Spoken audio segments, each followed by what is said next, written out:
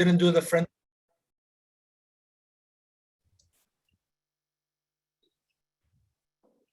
Can you let me know when I can start, Nadim? I think we can start. Yeah.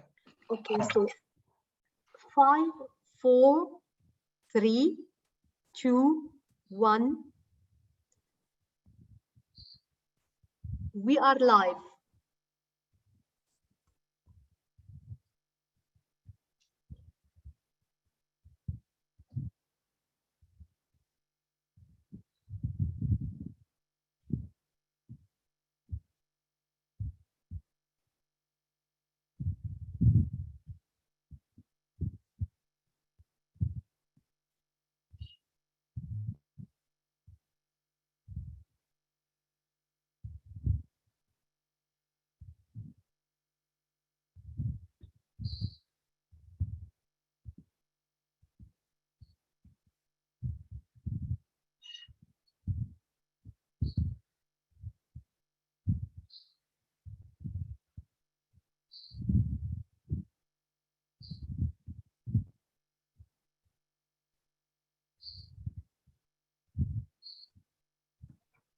Ok, bonjour à tout le monde. J'espère que vous m'entendez bien. Donc, tout d'abord, je vous souhaite la bienvenue dans cette troisième session de la série de webinaires LTES, Long Term Energy Scenarios, ce qui veut dire scénario énergétique à long terme. Et dans cette série de webinaires, on se concentre sur les scénarios énergétiques à long terme pour soutenir le développement des plans de transition énergétique au niveau national à travers le continent africain.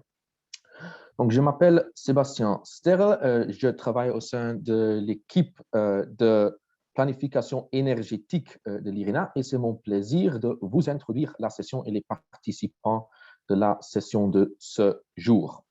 Alors, la série de webinaires LTES Afrique est organisée en tant qu'une activité qui rentre dans le cadre du réseau LTES de l'IRENA, qui est un réseau d'experts au sein du secteur gouvernemental concernant les scénarios énergétiques, la planification basée sur les scénarios du secteur énergétique. Donc, à travers les sessions qui vont suivre, nous allons inviter de plusieurs pays et institutions africains pour partager avec nous leurs bonnes pratiques en matière de la planification énergétique pour soutenir le développement du système énergétique à long terme basé sur des scénarios énergétiques, donc particulièrement dans le contexte de la transition énergétique verte. Et donc, cette série de webinaires est organisée en partenariat avec l'UNECA, le Get Transform, la Commission de l'Union africaine, l'Agence de développement de l'Union africaine, l'AFDB et le ministère de l'Énergie du Kenya.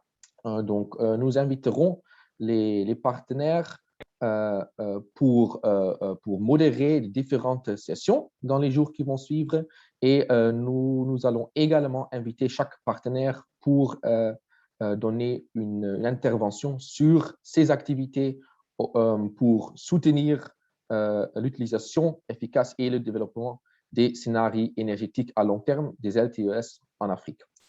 Bon, l'agenda de ce jour vous sera présenté sur cette diapo. Alors, tout d'abord, je vous donnerai quelques mots sur le réseau LTES en tant que tel, donc sur ses activités et ses objectifs. Ensuite, je donnerai la parole au modérateur de cette session, M.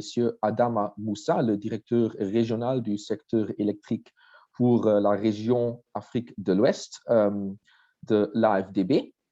Ensuite, normalement, on aurait eu des présentations de la part du Maroc et de la Tunisie. Je ne sais pas si les représentants de la Tunisie ont pu se connecter, mais en tout cas, il y aura une présentation du Maroc qui sera suivie par une discussion d'une trentaine de minutes.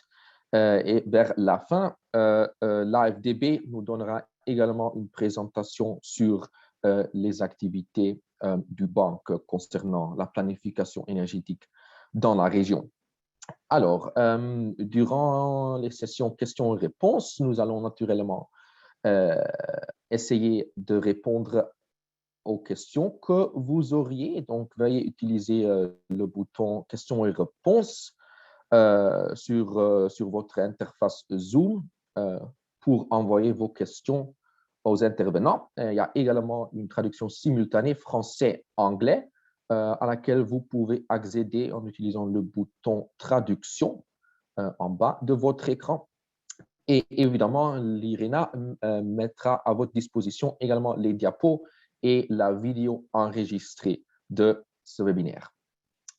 Bon, j'aimerais commencer par quelques mots sur le réseau LTES. Donc, cela consiste d'un réseau d'experts en matière des scénarios énergétiques au niveau gouvernemental.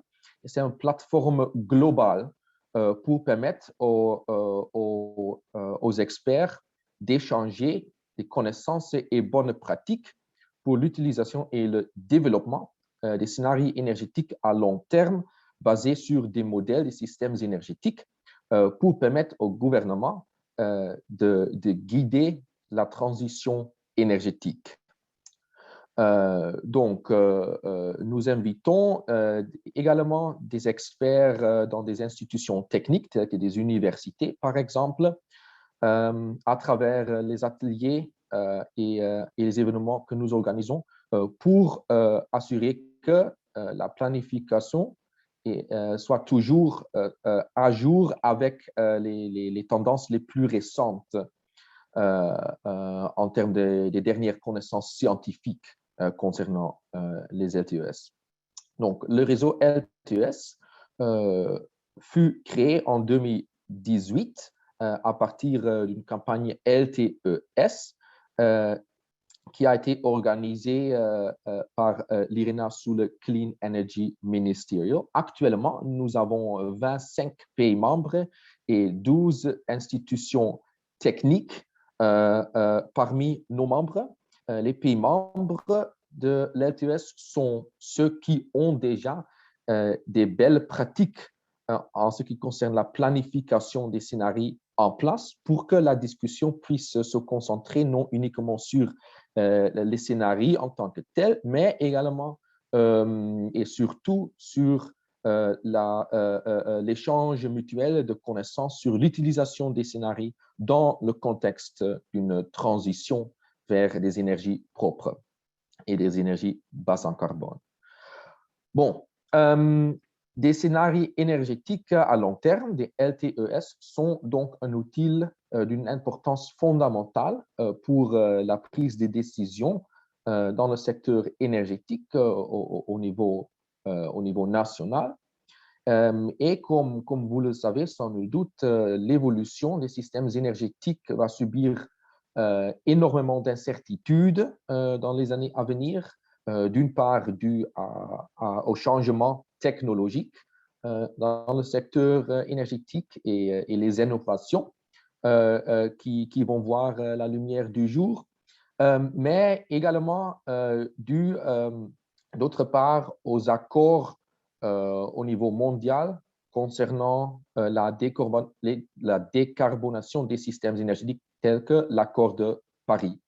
Et donc, de cette façon, il est devenu essentiel d'utiliser des scénarios à long terme pour soutenir la prise de décision au sein des gouvernements.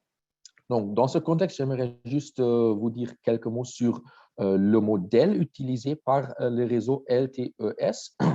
Donc, dans le LTES, on se concentre sur les processus de planification à long terme du secteur gouvernemental. Très souvent, on utilise des modèles énergétiques, n'est-ce pas, des outils et des modèles énergétiques pour aider à formuler les LTES. Mais le réseau LTES nous aide ou aide les gouvernements plutôt à développer des documents politiques tels que des plans directeurs et de les utiliser pour guider la prise de décision, n'est-ce pas? Donc, on crée en fait un certain lien entre les outils, les modèles énergétiques et la prise de décision au niveau politique.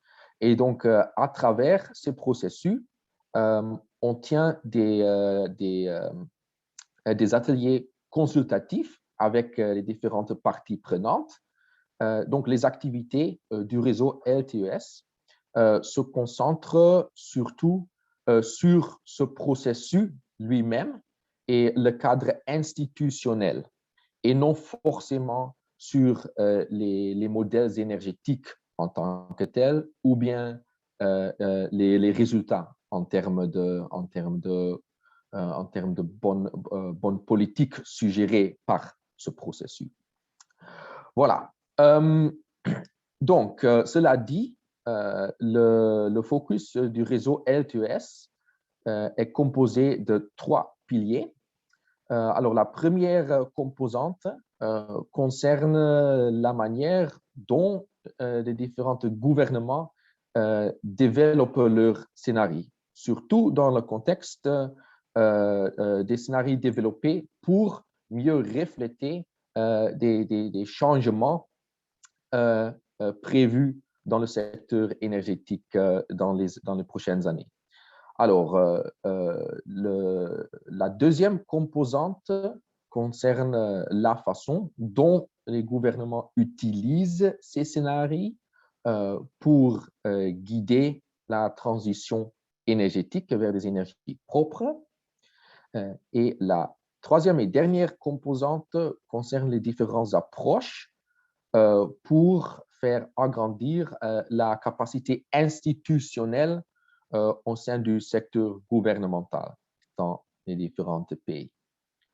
Ayant dit cela, j'aimerais bien maintenant vous introduire le modérateur de la session de ce jour, M. Adama Moussa. Donc, M. Moussa a été formé en ingénierie électrique. Il a plus de 25 ans d'expérience dans le secteur énergétique. Donc, depuis 2010, il travaille au sein de LiveDB en tant qu'Energy Operations Officer.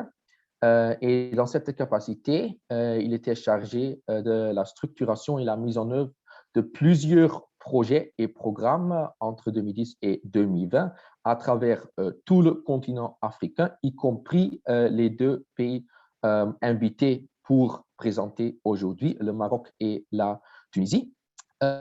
Et depuis juin de cette année, M. Adama a pris le rôle de directeur régional du secteur électrique pour la région de l'Afrique de l'Ouest. Avant d'avoir intégré LiveDB, M. Moussa avait déjà travaillé pendant 18 ans au sein de la Nigélec, la société électrique du Niger, ce beau pays auprès du grand fleuve Niger puissant, où il avait occupé plusieurs postes de direction. Donc, cela dit, c'est mon honneur et mon plaisir de donner la parole à M. Moussa.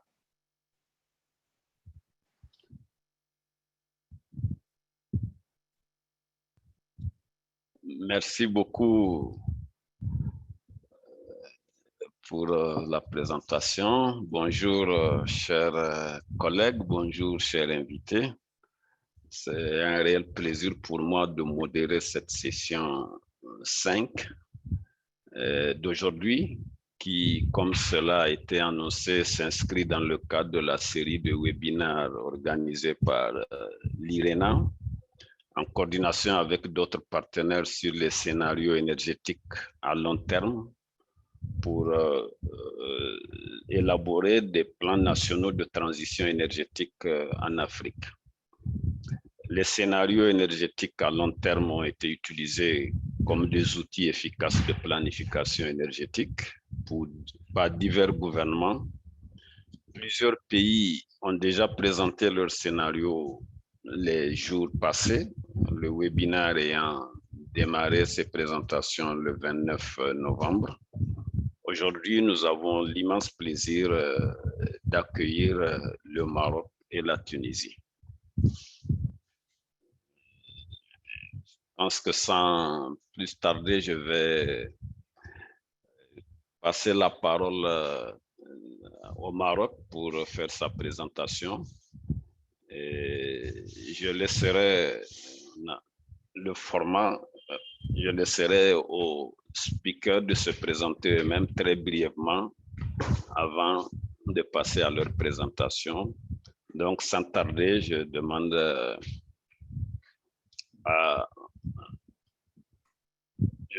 donc au Maroc de passer à sa présentation et de se présenter très brièvement en attendant de passer sur la Tunisie qui vient aussi de nous rejoindre. Merci. Merci beaucoup, Monsieur Adama. Bonjour tout le monde du Maroc. Je me présente, je suis chef de division de l'observation et des prévisions au ministère de la Transition énergétique et du Développement durable. Pour moi, c'est un grand plaisir, avec un grand intérêt que je participe à cette série de webinaires sur les scénarios énergétiques de long terme pour le développement de plans nationaux de transition énergétique en Afrique. Je tiens tout d'abord à remercier les organisateurs de cet événement et à travers eux, l'IRENA, de m'avoir permis de partager un aspect de l'expérience du Maroc et de vous présenter aujourd'hui l'exemple du scénario d'atténuation de la CDN révisé. Prochaine slide, s'il vous plaît. Merci.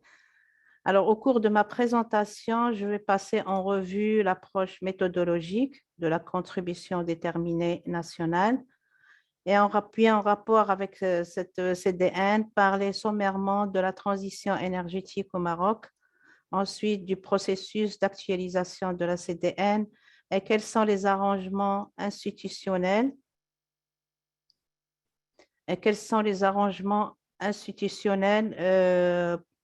qui ont accompagné cette CDN de la politique climatique.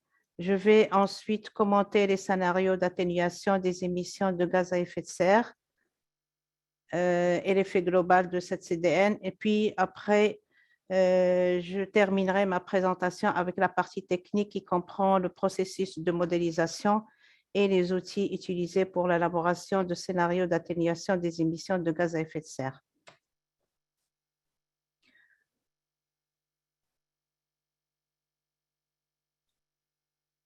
Alors d'abord, c'est une décision politique. Le Maroc, à l'instar de beaucoup de pays, s'est engagé dans les actions mondiales pour la lutte contre le changement climatique par, entre autres, la ratification du protocole de Kyoto en 2002 et la signature de l'accord de Paris en 2016. Les CDN se trouvent au cœur de l'accord de Paris et de la réalisation de ses objectifs de long terme.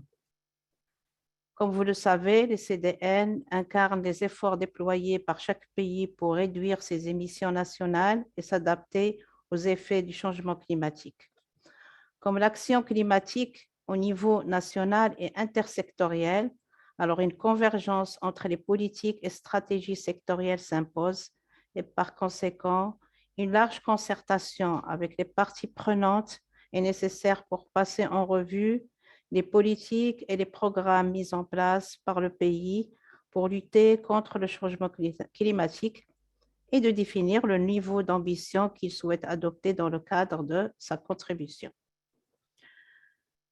Le point 3, c'est sur la base de ces concertations. Point 2, sont préparées les informations techniques, mais aussi socio-économiques qui vont servir de base pour l'analyse.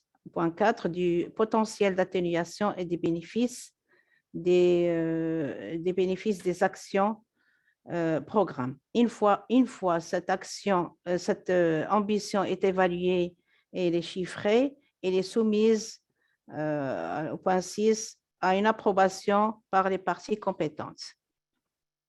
Slide suivante, s'il vous plaît. Alors, l'ambition du Maroc en matière d'atténuation des gaz à effet de serre repose dans une large mesure sur une importante transformation du secteur de l'énergie. Cette transformation est menée avec la plus grande détermination politique et vise aussi à réduire la grande dépendance énergétique du pays aux importations, à accroître l'utilisation de sources d'énergie renouvelables, d'ériger l'efficacité énergétique comme priorité nationale et à répondre à la demande croissante en énergie. Conformément aux autres instructions royales, de nouvelles initiatives ont vu le jour ces dernières années en vue d'accélérer notre transition énergétique et économique vers un modèle à faible émission de carbone et de répondre aux besoins socio-économiques de la population. Donc, il y a une forte impulsion royale et Sa Majesté le Roi a présidé les séances de travail consacrées au secteur des énergies renouvelables. Aussi, dans son message prononcé par la princesse Lalla Hasna, adressé au sommet sur l'action climat qui s'est tenu au siège des Nations Unies en 2019 à New York, qui a affirmé l'engagement du Maroc à rehausser l'ambition de sa CDN. Slide suivant, s'il vous plaît. Alors, concrètement, quel a été le processus d'actualisation de la CDN? Dans le cadre d'une approche participative et inclusive, le Maroc a actualisé sa première CDN qui a été publiée en 2016 en menant un large processus de concertation avec les parties prenantes sur une période de 2 ans. Ce processus a permis de passer en revue les politiques et les programmes mis en place par le Maroc pour lutter contre le réchauffement climatique. Le processus d'actualisation de la CDN a été lancé en 2019 avec la réalisation d'une série de consultations bilatérales, puis la tenue d'ateliers sectoriels pour convenir des principaux changements à apporter à la première version de la CDN, mais aussi pour statuer sur l'état d'avancement des actions d'atténuation et des objectifs d'adaptation inscrits dans la première CDN et sur les changements effectués lors de l'exercice d'actualisation. Ensuite, une série d'échanges avec les diverses parties prenantes pour recueillir les données techniques nécessaires pour la mise à jour des projets de la CDN. Et ça en est ensuite suivi une estimation du potentiel de réduction des émissions des gaz à effet de serre, puis une rédaction du draft de la CDN actualisée pour la présenter officiellement à la Commission nationale des changements climatiques et de la biodiversité pour approbation. Ce processus passe aussi par la mise en place d'une plateforme MRV en ligne pour le suivi de la mise en œuvre de la CDN. Des points focaux ont été formés pour assurer le suivi de la mise en œuvre de leur action.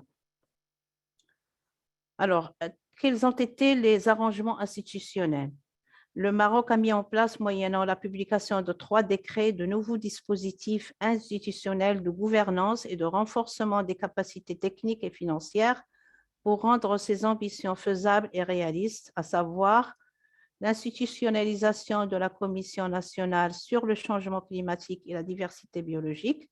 Cette commission est placée auprès de l'autorité gouvernementale chargée de l'environnement et constituée d'un organe de concertation et de coordination pour assurer le suivi de la mise en œuvre des engagements prévus dans les conventions internationales et leurs protocoles ayant trait au changement climatique et à la diversité biologique. Cette commission comprend 2 sous-commissions, la sous-commission diversité biologique et une sous-commission changement climatique, qui est composée aussi de 4 groupes de travail en fonction des enjeux du changement climatique. Le groupe de travail négociation, groupe de travail adaptation, groupe de travail atténuation dont je fais moi-même partie et groupe de travail finance. Il y a aussi l'institutionnalisation de la Commission nationale de développement durable. Elle est présidée par le chef du gouvernement avec 2 comités, comité de suivi et de pilotage de la mise en œuvre de la stratégie nationale de développement durable et le comité de suivi et d'accompagnement des objectifs de développement durable. Et enfin, l'institutionnalisation du système national d'inventaire des gaz à effet de serre, le SNIGES. Le schéma institutionnel comporte une commission nationale d'inventaire, une unité nationale d'inventaire, un coordonnateur national, 5 coordonnateurs sectoriels. Moi-même, je suis coordonnateur pour le secteur de l'énergie sectoriel, des inventoristes et des points focaux. En outre, ce décret est relatif au cadre de suivi évaluation de l'action climatique nationale pour mettre en œuvre l'ensemble des critères MRV et rapport du cadre de transparence. Slide suivante, s'il vous plaît. Alors, les résultats de calcul entrepris dans le processus précédent ont permis de tracer les scénarios d'atténuation par rapport à une ligne de base, telle que mentionnée dans ce graphique.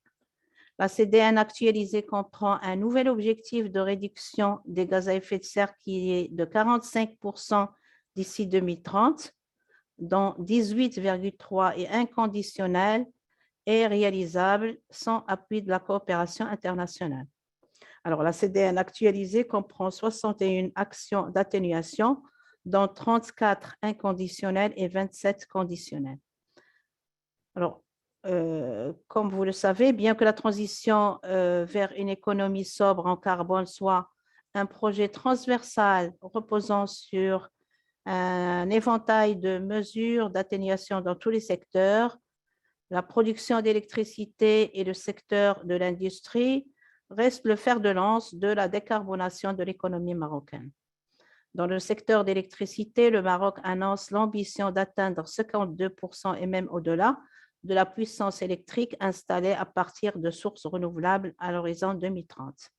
Les autres secteurs clés inclus dans la CDN actualisée sont l'agriculture, la gestion des terres et foresteries, les villes, l'habitat et tertiaire, le transport et les déchets, comme il est illustré dans ce camembert, la répartition de l'effort d'atténuation par secteur de l'objectif global entre 2020 et 2030.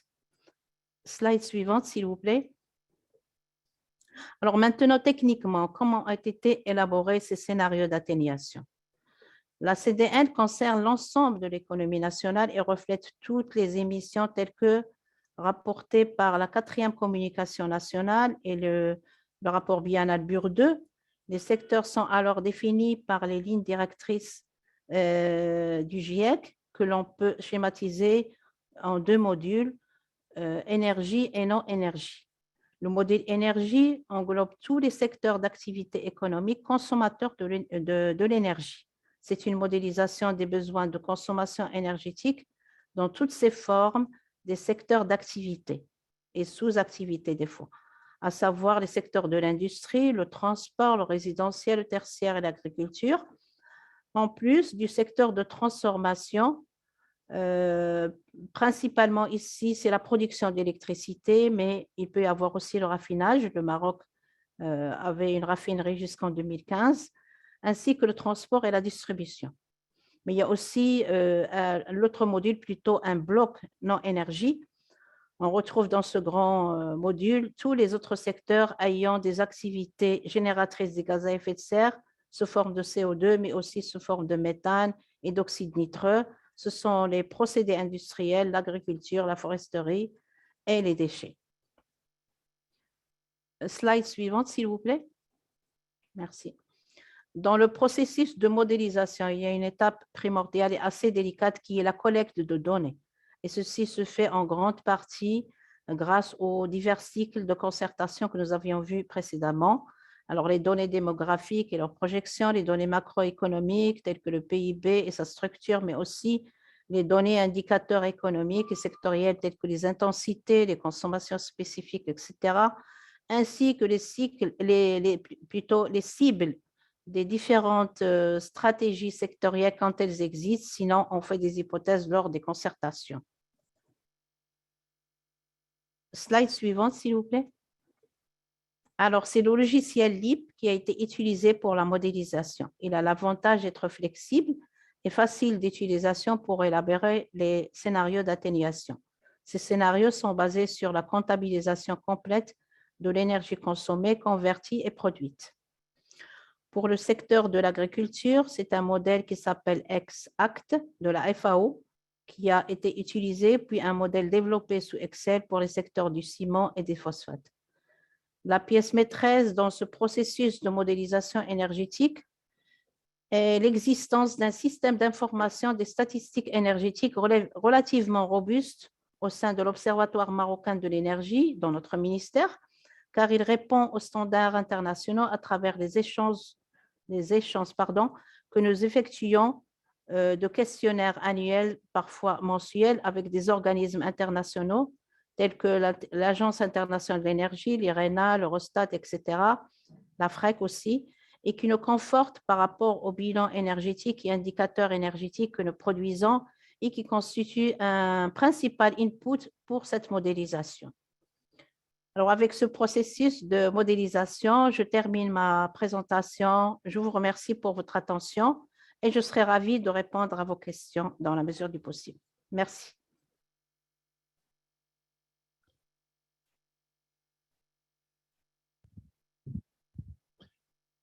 Merci beaucoup, Fatia. J'allais juste, avant de passer à la présentation de la Tunisie, rappeler brièvement que vous êtes titulaire d'un diplôme d'ingénieur Polytechnique Montréal, Polytechnique Montpellier en France.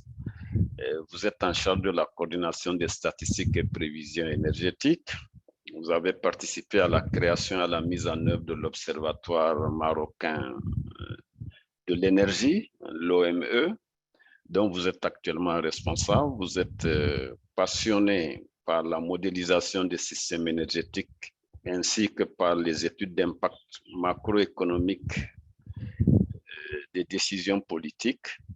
Et vous êtes devenue la coordinatrice nationale du système africain d'information énergétique et la coordinatrice du secteur énergie du système national d'inventaire des gaz à effet de serre. Merci beaucoup pour votre présentation. Nous ne manquerons pas de revenir vers vous avec des questions. Sans tarder, je vais demander au présentateur pour la Tunisie de faire sa présentation et de bien vouloir se présenter brièvement. La parole est à vous. Merci. Bonjour. Vous m'entendez, hein? Oui, on vous entend bien, M. Hassan. Moi, c'est Hassan Agrebi. Je suis directeur coopération internationale à l'Agence nationale pour la maîtrise de l'énergie.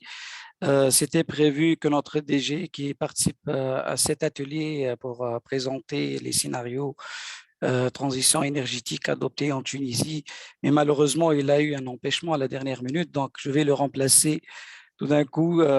Donc, j'ai pris le train en marche, comment dirais-je. Tout d'abord, je vous remercie pour cette initiative. Vraiment, c'est très intéressant et très important d'avoir comme thématique, c'est-à-dire comment élaborer les stratégies et les bonnes pratiques donc, pour les deux pays, que ce soit le Maroc ou bien la Tunisie. Moi, vraiment, je connais d'une façon générale, c'est-à-dire ce contexte-là, et j'essaierai de donner comment les choses se font au niveau de la Tunisie pour l'élaboration d'une stratégie d'une façon générale. Si je me permets de donner un aperçu, c'est-à-dire pour le développement d'une stratégie, par exemple, de transition énergétique en Tunisie, donc c'est le rôle pratiquement de l'Agence nationale pour la maîtrise de l'énergie, c'est l'élaboration des politiques et stratégies de transition énergétique ou de maîtrise de l'énergie d'une façon générale, et ce, en concertation avec tous les acteurs clés, que ce soit gouvernemental, privé ou autres, si nécessaire, pour avoir, c'est-à-dire une stratégie objective et qui répond à tous les besoins du pays. Si je pars également pour la stratégie de transition énergétique en Tunisie, qui a été, je fais un petit rappel, les trois piliers de cette stratégie, c'est d'atteindre 30% de production d'électricité à partir des énergies renouvelables à l'horizon 2030 et réduction de la demande de l'énergie de 30% également à l'horizon 2030 par rapport à un scénario de référence de l'année 2010. Et avoir un objectif climatique qui est de l'ordre de 45% de réduction de l'intensité carbone par rapport pour l'année à l'horizon 2030 par rapport à l'année de référence également 2010. Donc, ça a été fait suite à le démarrage pour l'élaboration de cette stratégie en 2010 et en 2013, pardon, suite à la fameuse conférence interministérielle avec l'implication de tous les acteurs, là où il a été adopté les grands axes de cette stratégie-là et qui a été décortiquée par la suite et défini les axes tels que les objectifs ambitieux 30-30 à l'horizon 2030. Ici, je vais prendre l'exemple récent, comme elle a fait ma collègue du Maroc. Je ne suis pas vraiment spécialiste, mais je vais faire, c'est-à-dire présenter l'actualisation récemment faite au niveau de l'ANME pour la CDN dans le secteur de l'énergie. Comme vous le savez, juste à titre d'information, en Tunisie, on a eu, c'est-à-dire pour les scénarios, pour l'actualisation de la CDN, on a un point focal qui est le ministère des Affaires locales de l'environnement, qui travaille sur tous les aspects, qui est le central pour la CDN. L'aspect adaptation, toujours le ministère de l'Environnement. Et pour l'aspect atténuation, c'est à travers l'Agence nationale pour la maîtrise de l'énergie qui réalise les travaux d'actualisation et les travaux également les fixations d'objectifs qui part au départ, c'est-à-dire essentiellement à travers des études prospectives et des études, c'est-à-dire qui font l'évaluation des chiffres et des objectifs à atteindre, par exemple, à l'horizon 2030. Donc, j'ai pris comme exemple ici, c'est-à-dire l'objectif pour l'actualisation de la CDN, comment se faire, c'est-à-dire actuellement pour le secteur de l'énergie, focus sur l'aspect atténuation. Slide suivant, s'il vous plaît. Donc, en partant par l'accord de Paris, dans son article 4.9, que chaque partie doit communiquer, c'est-à-dire sa contribution déterminée au niveau national tous les 5 ans. Et son article également 4.19, toutes les parties devraient s'employer à formuler et communiquer des stratégies à long terme développées à faible émission de carbone. Donc, depuis l'année 2018, l'ANME s'est engagée à travailler sur l'actualisation de la CDN énergie à l'horizon 2030 et actuellement, c'est-à-dire l'élaboration de la stratégie nationale à bas carbone et énergie à l'horizon 2050. Là, on prend en considération la CDN. Juste une petite parenthèse, c'est que la CDN tunisienne, 75% des objectifs de la CDN tunisienne sont purement des objectifs provenant seuls du secteur de l'énergie.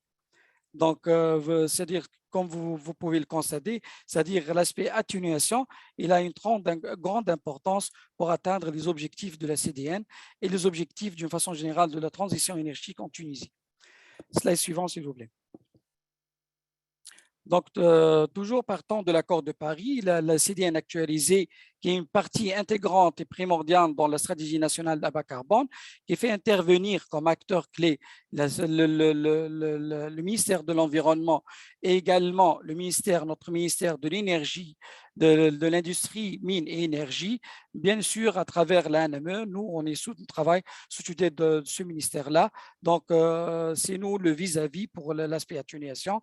Donc, depuis 2020 à 2030, la CDN a été mise à jour pour le secteur de l'énergie. On a mis à jour, on a repris également l'intervention sur tout ce qui est secteur de transport avec l'actualisation de quelques chiffres, c'est-à-dire par secteur, on va voir par la suite. Et en prenant en considération actuellement, c'est-à-dire il y a une stratégie prospective pour le développement, par exemple, des énergies renouvelables, l'efficacité énergétique à l'horizon 2050. Par exemple, pour le 2050, on prévoit d'avoir comme objectif pour la production d'électricité à partir des énergies renouvelables, c'est de 80% à l'horizon 2050 à la place de 2030 qui est un objectif de 30%. Et pour, bien sûr, tous ces objectifs qui sont intégrés dans la stratégie bas carbone dans le secteur de l'énergie. Cette stratégie qui tient compte également des évolutions socio-économiques, la précarité énergétique également et des scénarios énergétiques, que ce soit pour l'évolution du baril du pétrole, la substitution énergétique, la dépendance énergétique et également la situation actuelle du pays pour la subvention de secteur énergétique. Slide suivant, s'il vous plaît. Donc, ça répond. Allez-y. Pour la phase numéro 1, c'est une phase de concertation par excellence depuis 2018-2019. Donc, c'est l'élaboration d'une démarche méthodologique et la définition d'une vision à long terme basée sur l'ambition climatique. la construction de scénarios socio-économiques et de cadrage, également l'élaboration de scénarios énergétiques et surtout le renforcement de capacité sur des aspects méthodologiques de modélisation avec les acteurs clés et par secteur d'activité impliqués dans l'atteinte de l'objectif de transition énergétique en Tunisie. Toujours slide suivant pour la concertation également. Pour cette première phase, elle est basée également sur la mise en place d'un comité de pilotage. C'est déformé par les acteurs que ce soit institutionnels et par la suite de groupes de travail spécifiques, un premier groupe de travail prospectif institutionnel et des groupes de travail sectoriels, que ce soit pour le transport, le bâtiment, l'électricité et l'industrie, et des réunions à travers des réunions bilatérales si nécessaire avec également les acteurs clés. Et n'oublions pas, c'est-à-dire ces réunions, toujours, il y a un acteur clé qui est l'agence de statistiques tunisienne et l'Observatoire national de l'énergie au niveau de notre ministère, qui est un acteur clé pour la collecte des données, pour les analyses prospectives et des objectifs à fixer à l'horizon 2050 et l'actualisation de l'indice. Slide suivant. Ici, c'est une liste des réunions de concertation qui ont été élaborées, quelques réunions qui ont été élaborées avec les groupes de travail, la task force et les institutions, et une réunion de restitution des résultats préliminaires en 2019. Slide suivant. La deuxième phase de procédure d'élaboration, c'est-à-dire de la CDN actualisée, et en concordance, bien sûr, avec la CNBC. C'est une phase qui est en cours actuellement. Il y a une simulation des émissions de gaz à effet de serre 2030-2050 qui fait recours pour la modélisation à travers le modèle ENERMED, qui est une version actualisée du MEDPRO. Également, l'évaluation des impacts macroéconomiques pour la CDN du secteur de l'énergie avec le recours du modèle macroéconomique 3ME. Ça, ce sont des modèles qui sont élaborés également avec le partenariat, avec d'autres partenaires internationaux, donc avec l'appui de ces partenaires-là pour le renforcement de capacité, que ce soit au niveau local, au niveau de l'ANME, et le renforcement de capacité également au niveau des acteurs clés impliqués dans ce processus. Et en cours, on est en cours d'élaboration de la feuille de route pour la mise en œuvre de l'SMBC et la définition des indicateurs de suivi. Slide suivant. Toutefois, avec l'actualisation de l'SMBC, tient compte également des effets de la pandémie, le Covid-19. Donc, il y a eu une actualisation socio-économique par groupe de travail en tenant compte, c'est-à-dire les effets du Covid-19. Et à partir de l'année 2020, a été considérée comme une observation à travers la simulation de la demande de l'énergie, la simulation également des émissions de gaz à effet de serre. Slide suivant. Donc, voilà. Donc, merci pour votre attention. Ce que j'ai insisté, c'est que pour l'ANME, c'est vraiment, au niveau de l'ANME, on a une culture, c'est-à-dire de concertation avec tous les acteurs pour l'élaboration, que ce soit d'un programme national, que ce soit de l'élaboration d'une stratégie nationale, également pour l'approbation, ça fera toujours, c'est-à-dire nous, on élabore à travers des études, à travers les simulations, que ce soit les scénarios conservateurs ou les scénarios prospectifs qui tiennent compte des hypothèses socio-économiques et énergétiques et la situation du pays surtout. Donc, ça sera à la fin, c'est-à-dire approuvé à travers le ministère au niveau d'un CIEM, un conseil interministériel qui approuve cette stratégie et l'adopte une fois pour toutes pour le secteur de l'énergie. Merci. Merci bien, M. Hassan. Nous aurions, s'il est possible, peut-être lors de vos prochaines interventions, de bien vouloir allumer votre caméra pour les besoins. Tout de suite. J'ai eu un problème, a priori. Tout de suite, attends. D'accord, merci bien.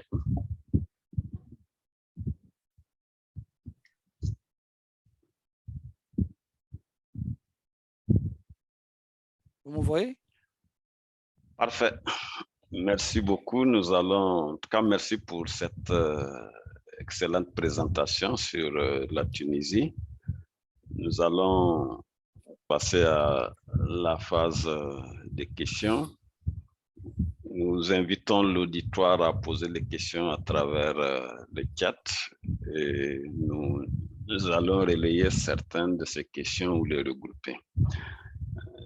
En attendant d'avoir les différentes questions qui peuvent émaner de l'auditoire, je voulais vous poser une question à tous les deux.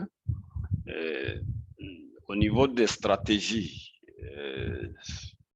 au niveau des deux pays, la stratégie au niveau de l'énergie pour le Maroc ambitieuse et clairement définie, notamment une stratégie énergétique basée sur le développement du renouvelable avec un objectif de 52% clairement affiché, et nous sommes à l'horizon 2030 et nous sommes dans de bonnes dispositions de l'atteindre, puisque actuellement, en fin 2020, la capacité installée de sources renouvelables a représenté plus de 37%. Donc, la trajectoire, elle est bonne et nous pensons qu'elle peut être atteinte étant donné qu'il y a tout un programme qui est déjà clairement décliné pour atteindre cet objectif. Au niveau de la Tunisie aussi, vous l'avez mentionné, M. Hassen, vos CDN ont été entièrement basés, essentiellement, comme vous l'avez mentionné, basés sur le secteur de l'énergie. Et au niveau de l'énergie, la Tunisie aussi affiche comme ambition 30% d'énergie renouvelable à l'horizon 2030. Ma question serait que nous savons que les autres secteurs tels que le transport et l'agriculture sont aussi des secteurs dans lesquels des efforts doivent être fournis. Je voudrais juste que vous puissiez peut-être nous dire en quelques mots un peu de comment vos stratégies de transition énergétique envisagent de décarboner des secteurs aussi importants tels que le transport ou l'agriculture dans vos pays. Merci. Je commence par Madame Fatia du Maroc.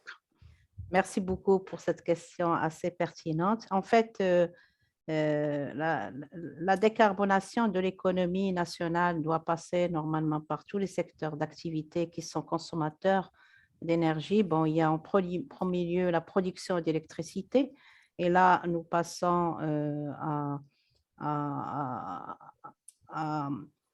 aux énergies renouvelables pour aller au-delà de 52% jusqu'à 2030. Mais aussi, il y a la décarbonation de l'industrie. C'est-à-dire il y aurait un switch des combustibles qui sont utilisés dans l'industrie pour utiliser surtout les énergies renouvelables dans le secteur principalement de l'industrie, la décarbonation. Enfin, la décarbonation, normalement, doit passer par tous les secteurs d'activité. Comme vous avez dit, il y a le transport aussi, il y a la mise en place de tramways, il y aurait la mobilité électrique aussi, il y a tout un tas d'actions. Dans la CDN, il y a un énoncé de plusieurs actions, parmi lesquelles il y a des actions dans tous les secteurs d'activité, y compris le transport et l'industrie.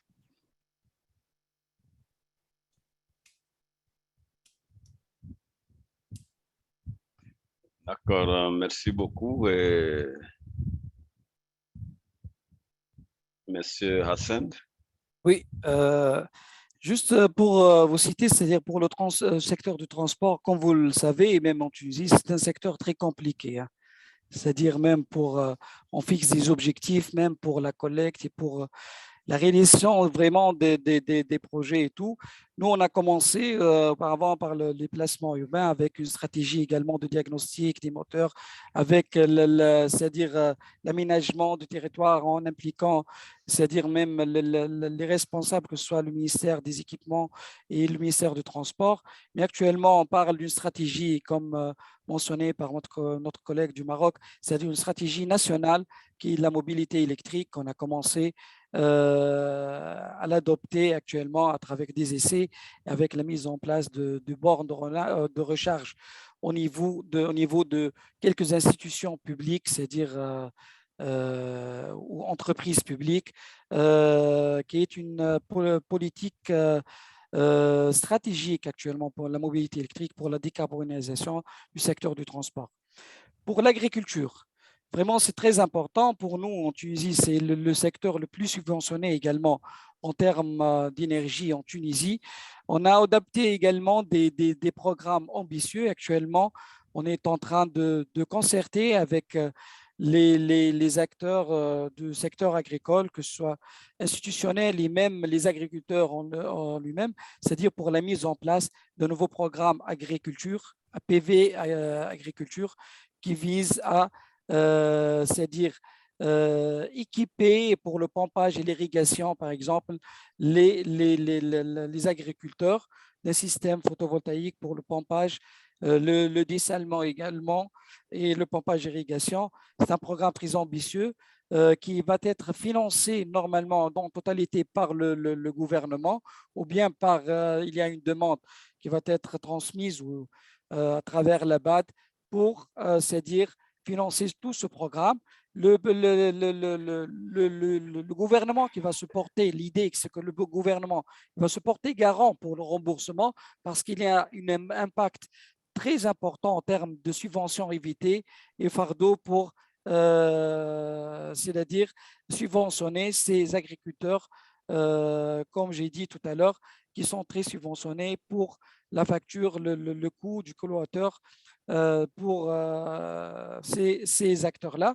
Il y a également deux fonds encourageant la mise en place d'actions de renouvelables pour les agriculteurs. Il y a le fonds de transition énergétique qui encourage également, qui est mis en place par le gouvernement tunisien, qui est un fonds géré par l'ANME et qui est un fonds qui donne des accords, des primes et même des crédits pour l'investissement pour les agriculteurs. Il y a également un autre fonds de l'investissement qui encourage, qui est au niveau de l'APIA, l'Agence de promotion des investissements agricoles, qui également encourage les agriculteurs pour faire recours à ce fonds-là. Et il y a le choix, c'est-à-dire le choix entre l'FTE et l'FTI qui est le plus rapide pour accélérer la mise en place d'actions renouvelables pour les agriculteurs. Voilà.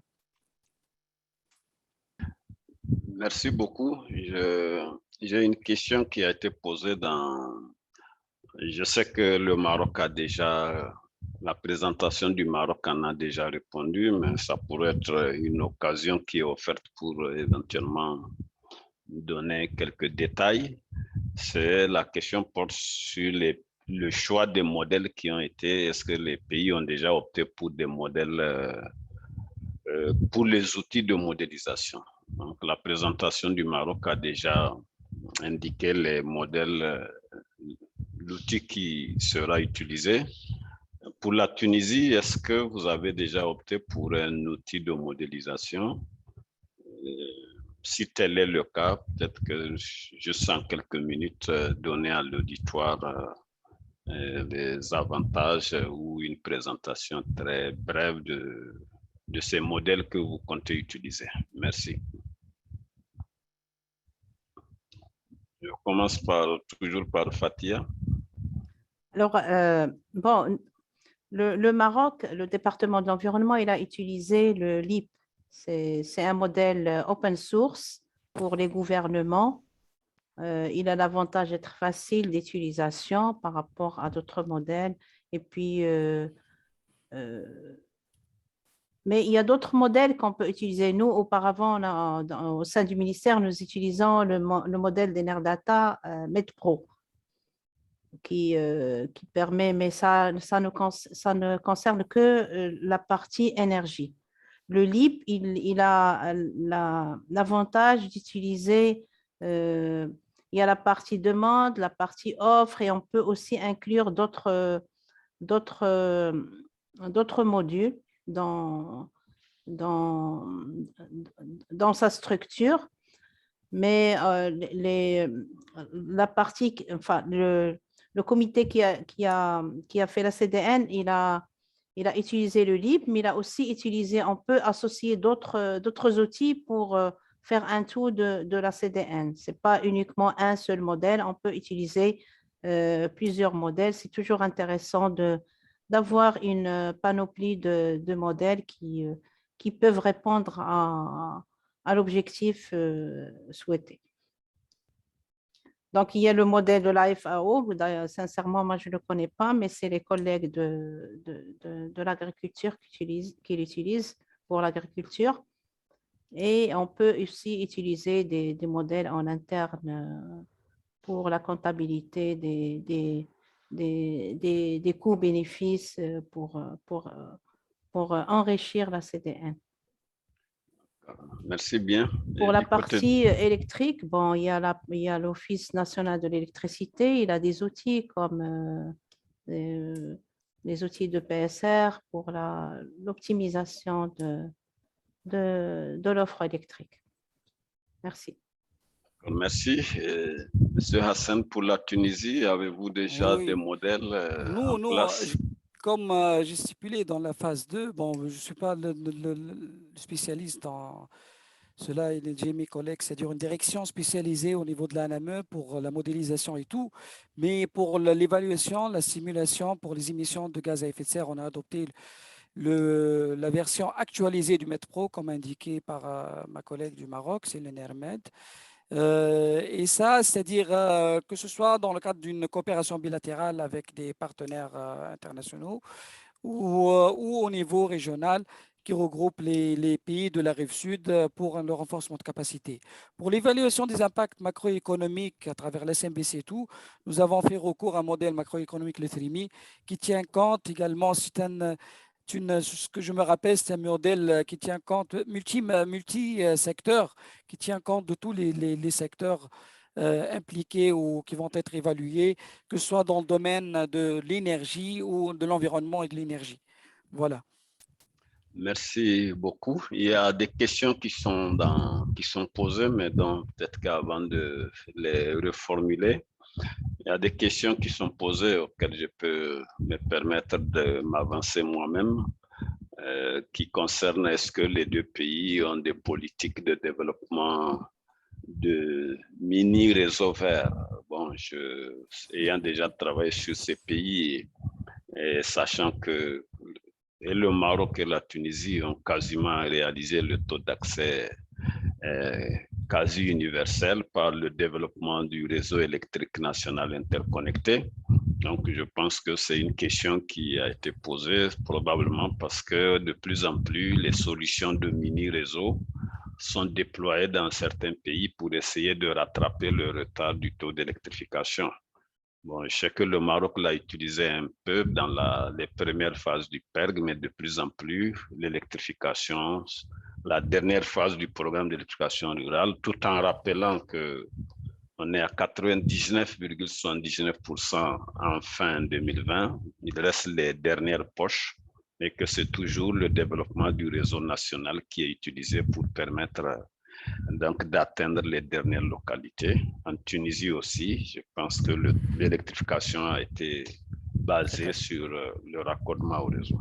Par contre, il y a une question intéressante qui est posée qui concerne les deux pays.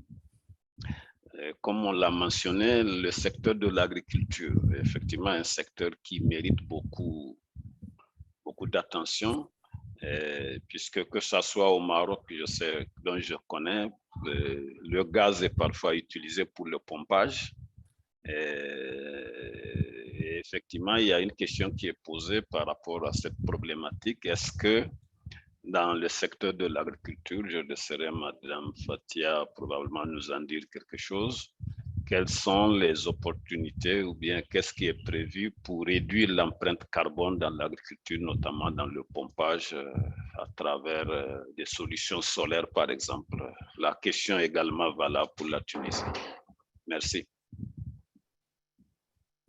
Désolée, mais je ne suis pas spécialiste de l'agriculture. Je fais partie du ministère de la Transition énergétique, mais je sais qu'il y a un programme assez ambitieux dans le pompage solaire.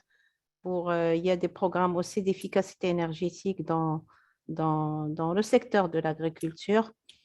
Donc, d'accord, merci bien. Je sais, bon, pour avoir l'opportunité de travailler sur d'autres aspects, je sais que le plan Maroc vert, oui, sur lequel green, la Banque oui. africaine de développement et d'autres bailleurs travaillent, et nous visons effectivement à travailler pour réduire l'utilisation du pompage qui est actuellement génération effectué. green. La génération, oui, parce que beaucoup, le pompage par le gaz à travers des solutions solaires sont donc actuellement envisagées et déployées. Je ne sais pas si du côté de la Tunisie également, on peut en avoir un mot. Je reviens sur l'agriculture vraiment parce qu'actuellement, c'est devenu, c'est-à-dire un focus sur le côté social et le secteur agricole en Tunisie de façon générale. Donc, pour l'agriculture, comme j'ai dit tout à l'heure, il y a des programmes très ambitieux. Tout d'abord, il y a le côté institutionnel qui est là, c'est-à-dire pour encourager les investissements du secteur agricole.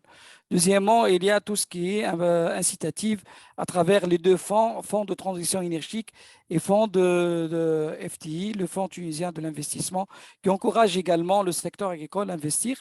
Mais pour le programme qui va être mis en place, on est en train d'élaborer les requêtes. On a eu des accords de principe également pour le financement, c'est-à-dire pour le secteur agricole, pour le pompage et l'irrigation, qui implique, comme j'ai dit, c'est-à-dire les acteurs clés, que ce soit l'Agence de promotion des investissements agricoles et tous les acteurs clés dans le secteur agricole à côté de l'ANME, pour les mettre en place des systèmes, remplacer la subvention de la facture énergétique à travers l'énergie conventionnelle, à travers des systèmes photovoltaïques. Mais il y a une autre idée actuellement en cours d'études, c'est comme vous l'avez dit, mini-grid ou bien une centrale dédiée pour une collectivité ou un nombre d'un district d'agriculteurs avec un système centralisé et une mini-grid qui dispatche l'électricité pour tous ces agriculteurs-là. Voilà. Pour les mini-grids également, il y a une initiative actuellement qui est réalisée par la Société tunisienne d'électricité et du gaz et une autre initiative au niveau du gouvernorat de Tozeur en cours de mise en place à travers également des projets de coopération à la région de Tozeur qui a été dans le sud tunisien, qui a été c'est-à-dire annoncé comme étant gouvernorat ami de l'environnement depuis l'année 2018. Voilà. Merci beaucoup. Enfin, j'ai une question aussi qui revient. Comment est-ce que les deux pays, ou quelle stratégie ou quel plan d'action avez-vous en place pour renforcer les capacités des différents acteurs impliqués dans la collecte des données et dans l'utilisation de ces outils? Est-ce que quelque part, il faut bien que nous ayons les différents intervenants puissent être suffisamment formés et qu'ils disposent des capacités requises pour faire tourner les différents modèles? Est-ce qu'il y a un plan qui est prévu au niveau national pour le renforcement des acteurs locaux? Si je commence, oui, le pilier de renforcement de capacité, c'est un pilier primordial dans tout le processus.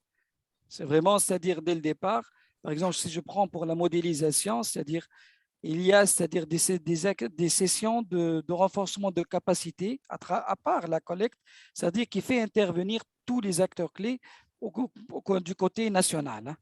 Ça pour le MED-Pro, pour le THRIMI également. THRIMI, c'est actuellement, on est en train de faire le renforcement de capacité au niveau national. Mais pour le modèle MED-Pro, c'est-à-dire au niveau national, il y a des sessions qui vont être identifiées et dans un planning, un calendrier bien spécifié au départ, c'est-à-dire pour renforcer la capacité des acteurs clés, que ce soit l'institution de statistique, que ce soit le ministère, nous, tous les acteurs intervenants pour la mise en place ou pour la simulation des émissions de gaz à effet de serre ou les impacts macroéconomiques. Également, il y a des sessions de renforcement de capacité à travers des projets régionaux, comme j'ai dit tout à l'heure. Il y a des projets régionaux, donc qui fait intervenir par exemple le Maroc, la Tunisie, l'Algérie, d'autres pays. Il y a des, là où il y a des, c'est-à-dire il y aura une comparaison, c'est-à-dire et voir quels sont les obstacles, quelles sont les bonnes pratiques de l'un et les bonnes pratiques de l'autre pour prendre, c'est-à-dire une idée sur comment faire, surtout pour soulever les obstacles et ne pas les avoir au niveau de l'atteinte ou la réalisation des objectifs ou les simulations au niveau national.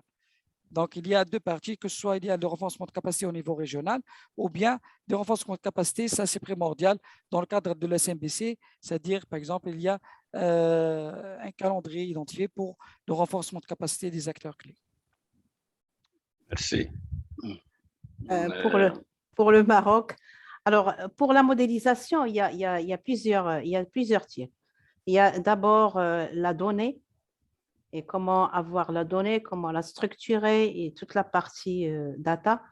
Il y a aussi la partie outils, logiciels qu'il faut acquérir.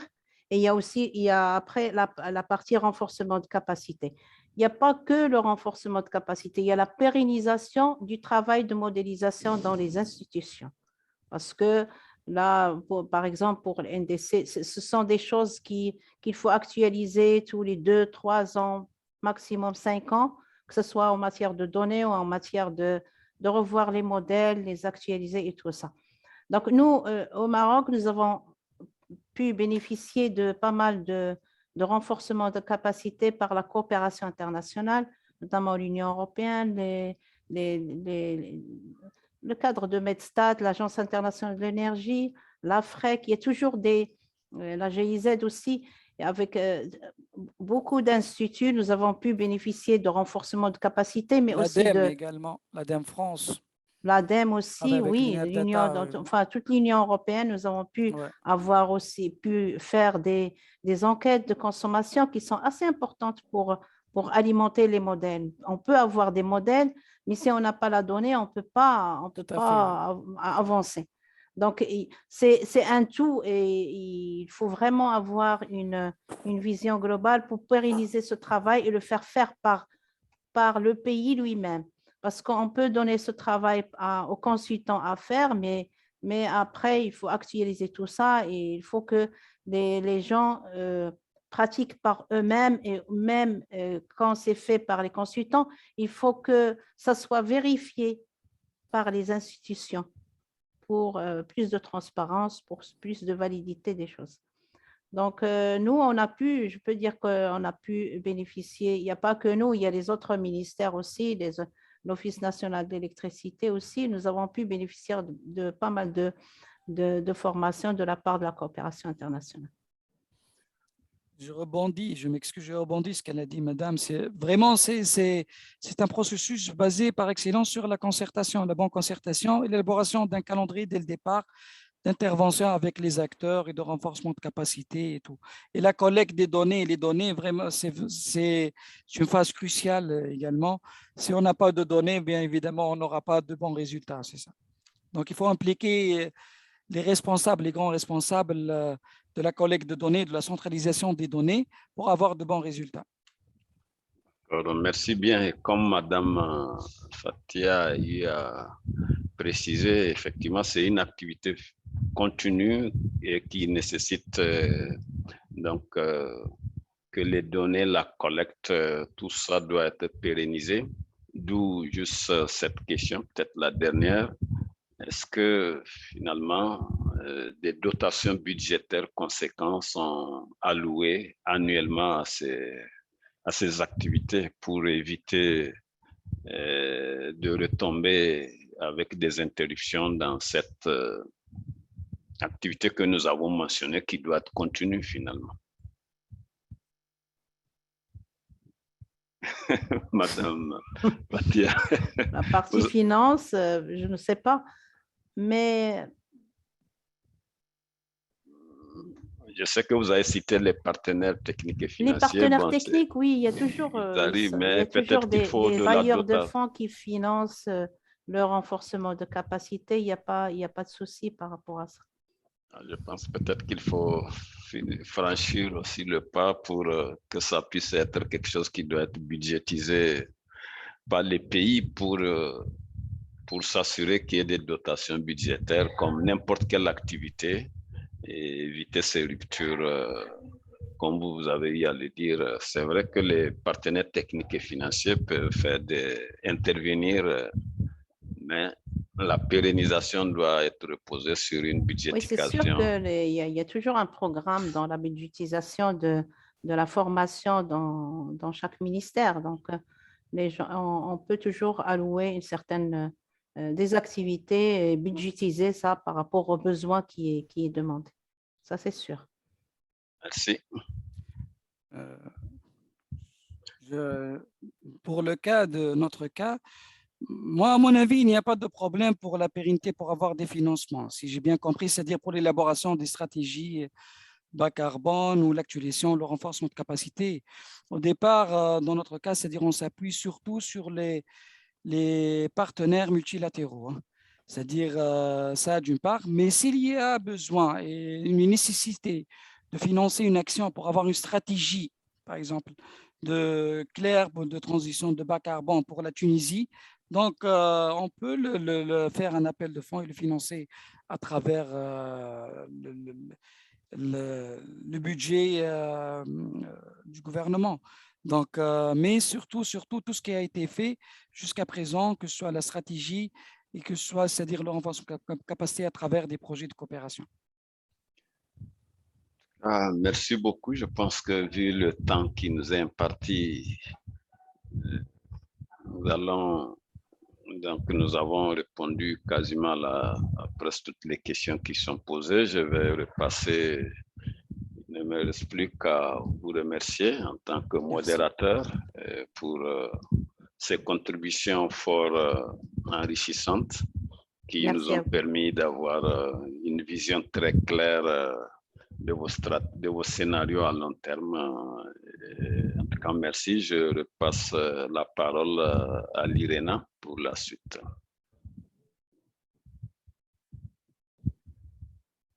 Merci beaucoup, Monsieur Moussa. Merci beaucoup, Monsieur Moussa.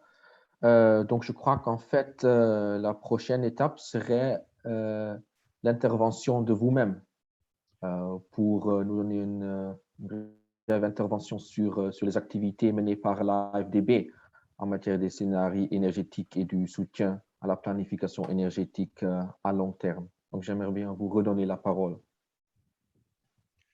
D'accord, merci beaucoup. Je ne sais pas si vous pouvez passer très rapidement. J'ai juste préparé une courte présentation pour évoquer. En fait, c'est une présentation qui retrace juste nos grandes lignes. Comme vous le savez, au niveau de la Banque africaine de développement, ça rejoint ce que les présentateurs aussi des pays qui m'ont précédé.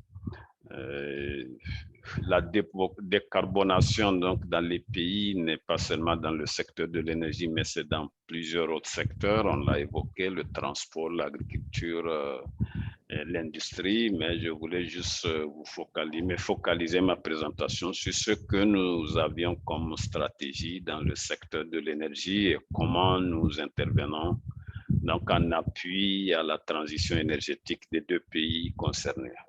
Prochain slide. Bon, c'est juste le sommaire qui porte sur notre stratégie décennale, notre politique du secteur de l'énergie, notre stratégie dans l'énergie et enfin, je conclurai par ce que nous faisons au Maroc et en Tunisie. Prochain slide. Notre stratégie décennale de la Banque africaine de développement 2013-2022, donc elle est encore en cours. Une nouvelle stratégie donc, doit être préparée très bientôt. Comme vous l'avez vu, elle vise à soutenir la transformation de l'Afrique avec un double objectif, une croissance inclusive et une transition vers une croissance verte permettant de contribuer à réduire la pauvreté. Elle a également comme axe la promotion d'une infrastructure durable. Donc, prochain slide. La stratégie décennale donc, a été déclinée sous forme de 5 hautes priorités que nous appelons les High Five, dont le premier est éclairer et fournir de l'énergie à l'Afrique. Le deuxième, c'est nourrir l'Afrique, l'agriculture. Le troisième, l'industrialiser l'Afrique. Le quatrième, intégrer l'Afrique. L'intégration peut se faire de plusieurs manières, donc par l'énergie, par le transport. Et enfin, le cinquième, c'est transversal, c'est améliorer la qualité de vie des populations africaines. Prochain slide.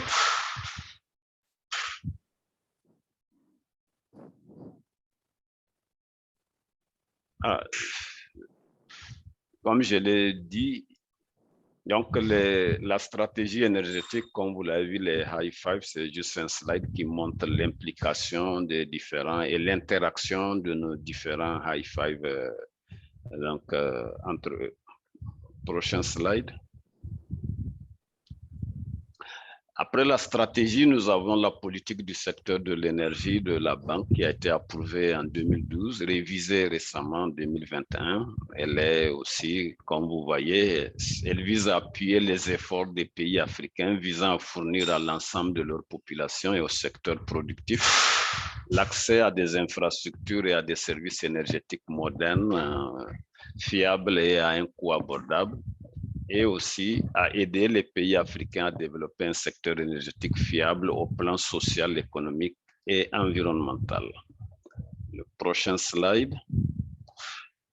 Après la politique, la banque a adopté sa stratégie pour l'énergie que nous appelons la stratégie du groupe de la banque pour le nouveau pacte pour l'énergie en Afrique, le New Deal on Energy for Africa, approuvé en 2016, dont l'ambition est de parvenir à l'accès universel à l'horizon 2030 et aussi à transformer le secteur de l'énergie en Afrique en vue de promouvoir la croissance inclusive et la transition vers la croissance verte, à travers l'augmentation de la production, l'élargissement de l'accès à l'énergie, l'amélioration de la fiabilité de l'énergie et l'accroissement de l'efficience énergétique, tout en améliorant la viabilité du système d'énergie.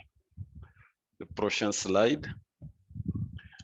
Bon, c'est juste quelques ambitions qui sont ici affichées. C'est que le New Deal ambitionne à l'horizon 2030, c'est de déployer 160 gigawatts de nouvelles capacités connectées au réseau, 130 millions de raccordements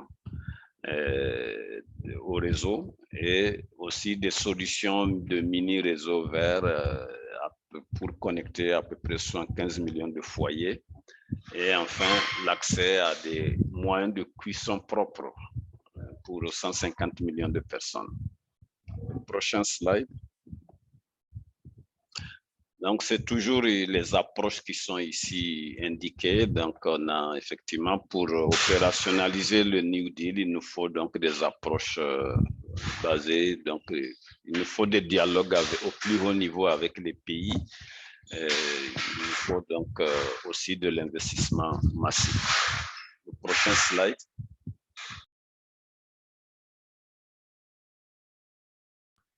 Donc, il y a aussi le renforcement des partenariats.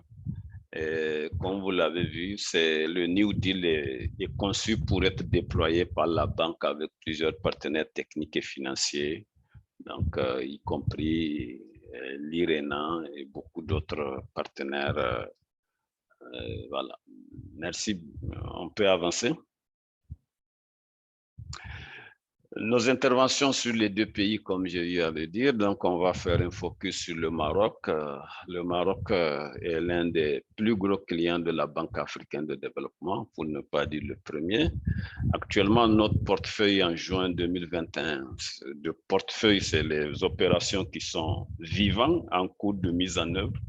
est composé de 33 opérations pour un montant total d'engagement de 2 milliards d'unités de compte, soit environ 3 milliards de dollars des États-Unis. Le portefeuille, comme vous voyez sa répartition, elle est dominée par l'énergie, plus du tiers, donc 34%, et suivi des autres secteurs que vous voyez, le secteur privé. Le secteur privé s'entend ici au Maroc essentiellement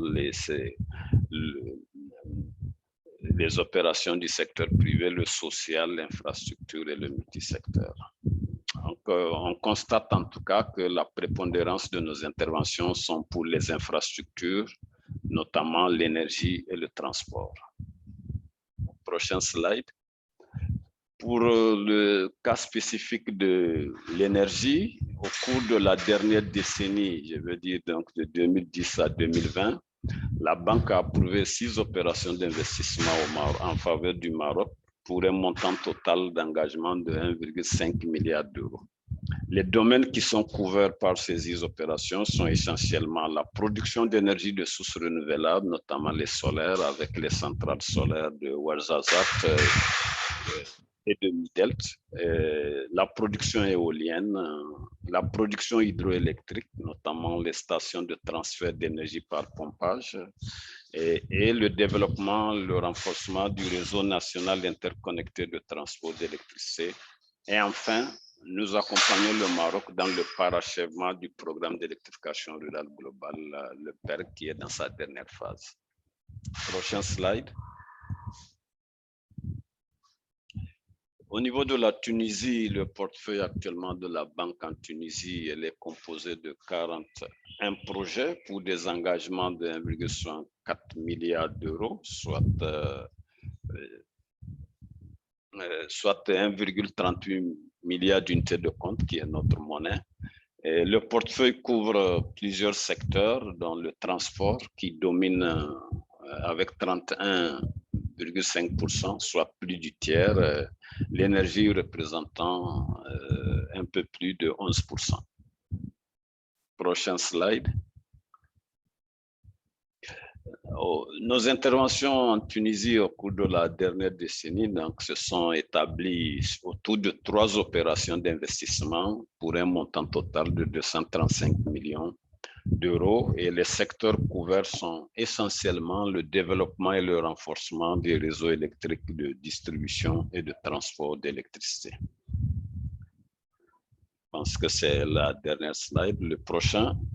Donc, en tout cas, c'est un peu de manière condensée ce que nous faisons dans ces pays en matière d'investissement, tout en rappelant que nous avons d'autres opérations sous forme d'assistance technique que nous faisons dans le cadre de l'efficacité énergétique au Maroc, principalement pour l'opérationnalisation de la société d'investissement énergétique en Super ESCO, plus le dialogue continu que nous initions avec d'autres acteurs tels que en Tunisie aussi, nous avons beaucoup de dialogue avec l'ANME pour voir comment nous pourrions les accompagner dans diverses activités.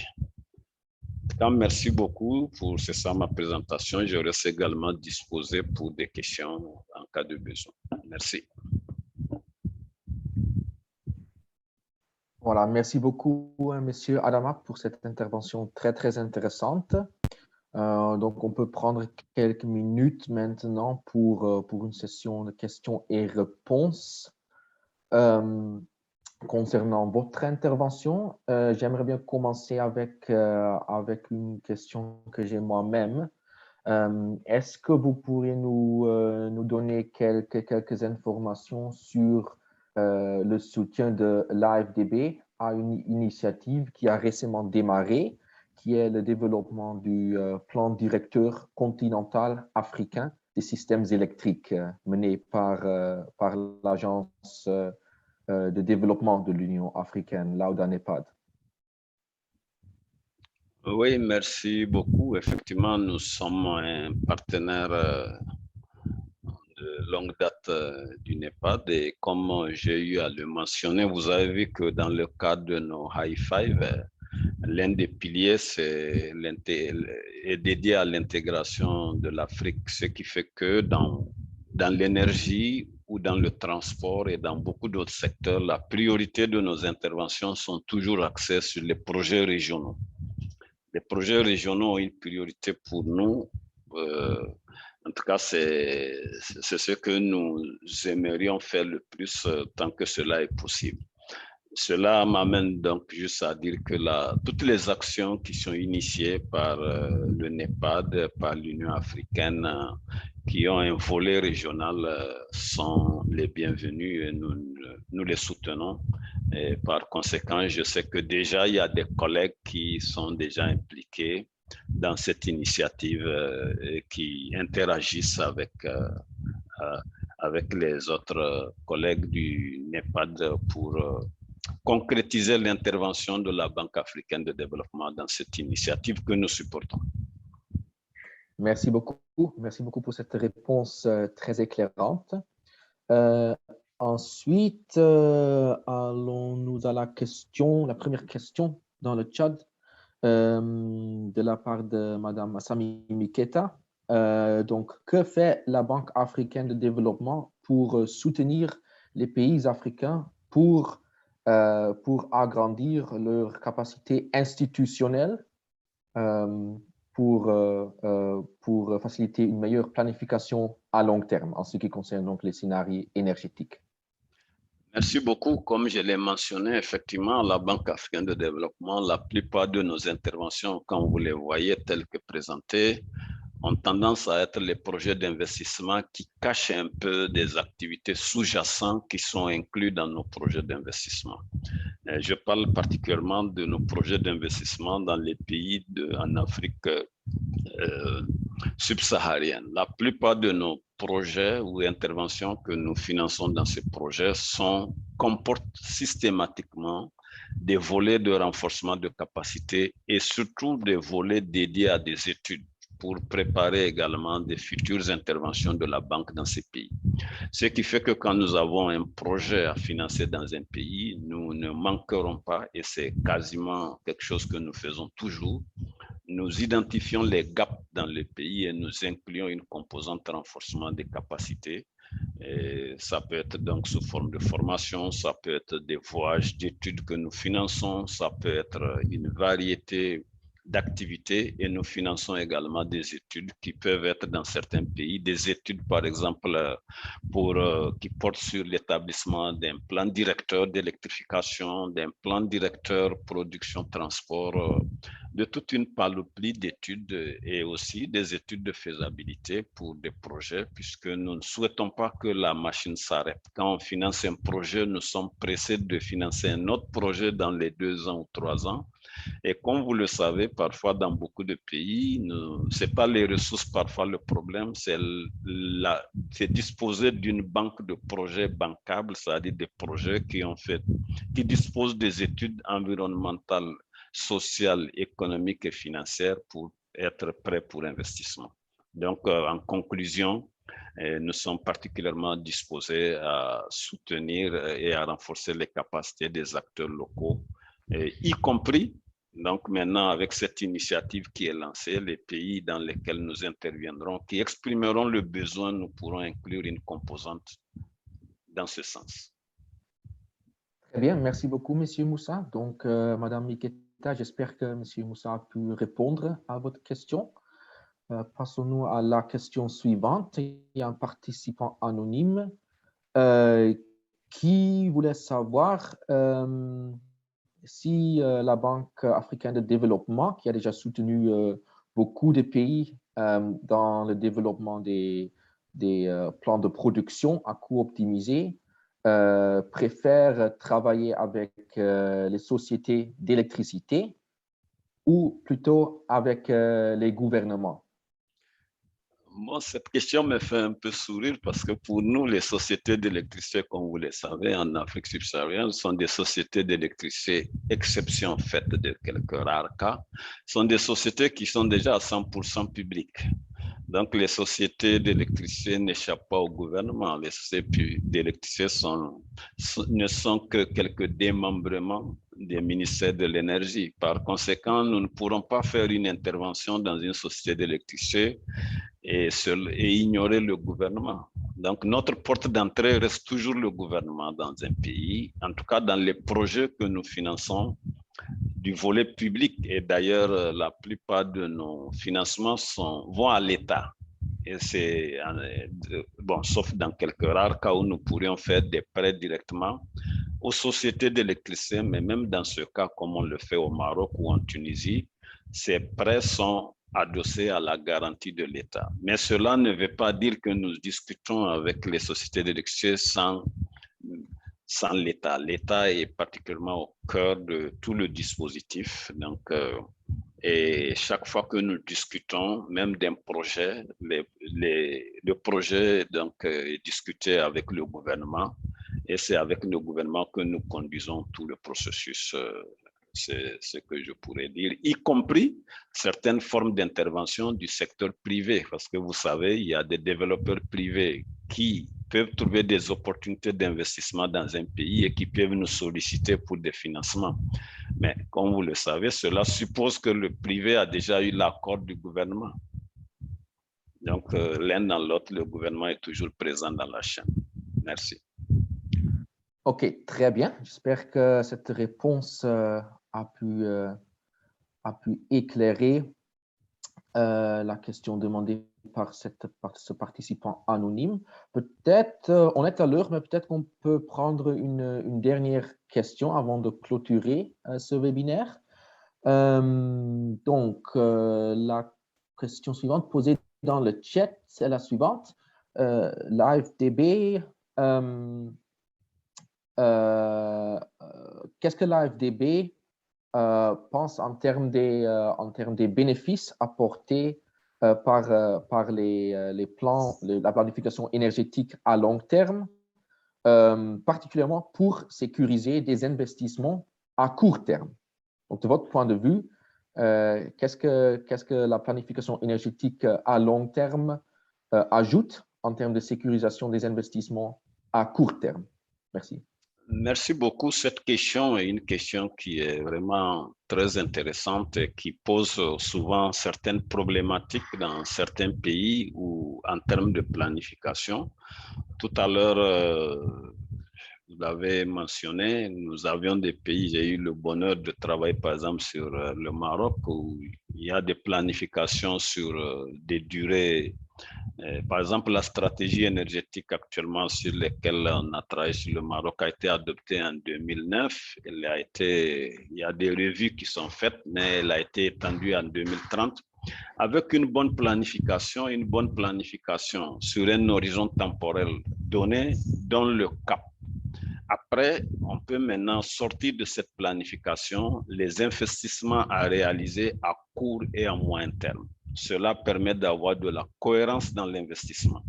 Parce que si on n'a pas ce genre de planification, on se retrouve parfois à faire des investissements, je ne dirais pas non essentiels, mais il peut y manquer de la cohérence parce que parfois on n'a pas choisi le site optimum pour une centrale solaire, on n'a pas peut-être fait le choix optimal pour un réseau de transport parce qu'on a on a voulu régler un problème à court terme. C'est pour ça que la planification à long terme est vraiment le meilleur outil et ça permet même de faire beaucoup d'économies parce que quand on a une bonne planification, on peut planifier les investissements et ça évite des redondances après ou ça évite parfois de se rendre compte que tel investissement n'a pas été peut-être placé au bon endroit. Excellent. Merci beaucoup pour vos réponses aux questions, M. Moussa, qui ont été très, très éclairantes. Et merci également encore une fois pour votre intervention qui a suscité beaucoup d'intérêt à travers les participants dans ce webinaire. Donc, j'aimerais bien juste dire quelques mots pour clôturer ce webinaire. Tout d'abord, je suis désolé que nous n'ayons pas pu répondre à chaque question dû à un manque de temps, mais je vous invite à rester en contact avec nous après. Donc, notre équipe sera à votre disposition pour vous mettre en contact avec les différents experts dans le cadre du réseau LTES pour faciliter cet échange mutuel dont je parlais au début de cet atelier. Les diapos et la vidéo enregistrée de ce webinaire seront également partagées avec tout le monde. Donc, ne vous inquiétez pas là-dessus.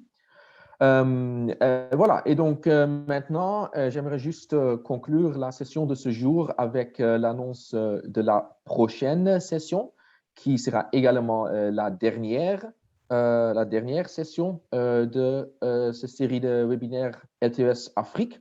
Donc, la dernière session a été planifiée pour le mercredi prochain. Et là, nous aurons des interventions de la part des experts du Botswana et du Ghana. Donc, le webinaire de ce jour a été la 4e session de cette série. Si vous avez des recommandations ou des commentaires par rapport à nos webinaires, veuillez nous écrire sur ltes@irena.org. Donc maintenant, nous allons juste jouer une vidéo d'1 minute sur le réseau LTES et cela clôturera cette session. Donc, merci à tout le monde pour votre intérêt. Merci d'avoir participé dans cette session et à mercredi, j'espère. Merci, au revoir.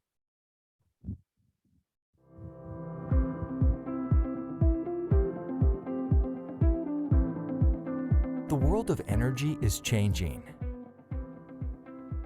The energy system of the future will be based on sustainable, renewable energy. Innovation and digitalization are changing the way we consume energy. How can decision makers in governments and businesses prepare for the energy transition? Long-term energy scenarios, LTES, can help plan for a low-carbon future by identifying opportunities, potential risks, and cost-effective near-term solutions. IRENA actively supports energy planners through its global LTES network. Governments can share their experience, exchange best practices, and explore the most pressing future trends together with global experts. Government institutions and supporting technical agencies can become members of the LTES network. Join us. Contact LTES at irena.org for more information.